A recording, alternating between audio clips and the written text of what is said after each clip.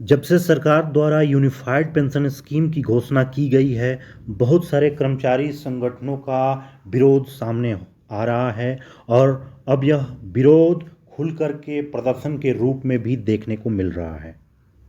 हालांकि अभी unified pension scheme की नोटिफिकेशन या किसी भी प्रकार की पॉलिसी सामने नहीं आई है, सरकार ने अब तक इसे जारी नहीं किया है।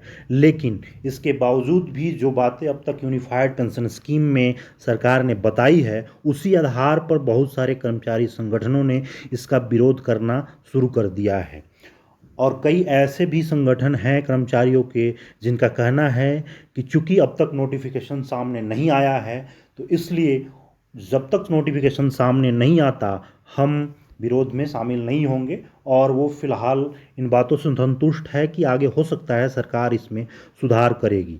इसके लिए कर्मचारी संगठनों ने जो कमियां यूनिफाइड पेंशन स्कीम में ऑब्जर्व की है, उसके संदर्भ में लगातार वो लेटर लिख रहे हैं और प्रधानमंत्री श्री नरेंद्र मोदी को अवगत कराने की कोशिश कर रहे हैं।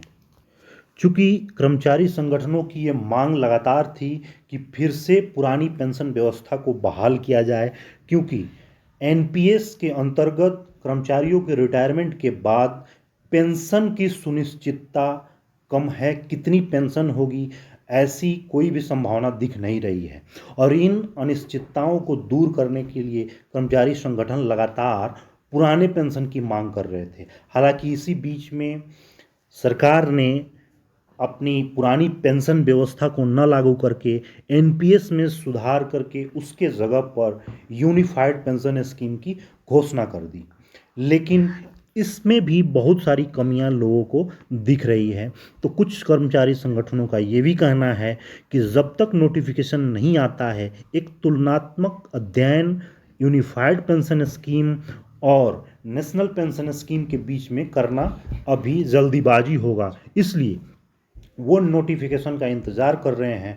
जैसे ही 2-4 महीने बाद में जब भी सरकार यूनिफाइड पेंशन स्कीम की पॉलिसीज़ और नोटिफिकेशन जारी करेगी, उस आधार पर कुछ ऐसे कर्मचारी संगठन हैं जो न्यू पेंशन स्कीम यानी कि नेशनल पेंशन स्कीम एनपीएस और यूनिफाइड पेंशन स्कीम के बीच में तुलनात्मक अध्ययन करके फिर से वो अपनी आगे की रणनीति बनाएंगे। इसी बीच देश के अलग अलग हिस्सों में कई कर्मचारी संगठनों ने अपना शांतिपूर्वक विरोध प्रकट करते हुए हाथों पर काला पट्टी बांध करके अपना ये प्रतिक्रिया जाहिर कर रहे हैं कि उन्हें किसी भी रूप में एनपीएस या यूपीएस मान्य नहीं होगा।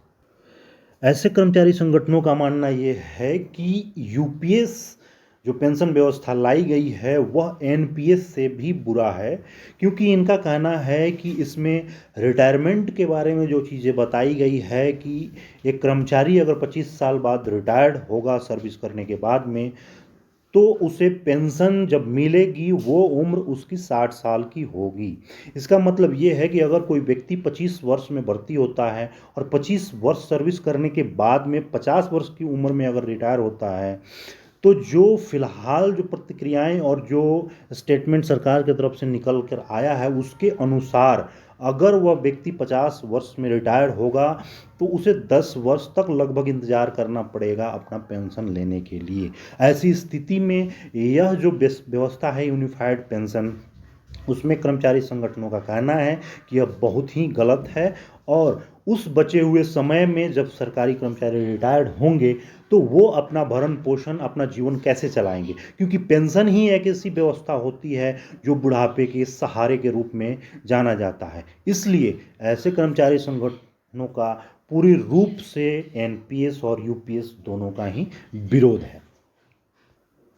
अब देखना ये होगा कि इन कर्मचारी संगठनों ने लिखित रूप में जो कुछ भी कमियां यूनिफाइड पेंशन स्कीम में नोटिस किया है अभी तक, और जो कमियों को आगे इन्होंने प्रस्तुत किया है, क्या जब नोटिफिकेशन जारी होगा यूनिफाइड पेंशन स्कीम के संदर्भ में, या पॉलिसी जब फ्रेम होकर के 2-4 महीने बाद सामने आएगी, तो क्या उन सारी कमियों को, उन सारी मांगों को पूरा करने के बाद में वो नोटिफिकेशन आता है, या उसी रूप में नोटिफिकेशन जारी होगा जैसे सरकार द्वारा बताया गया है।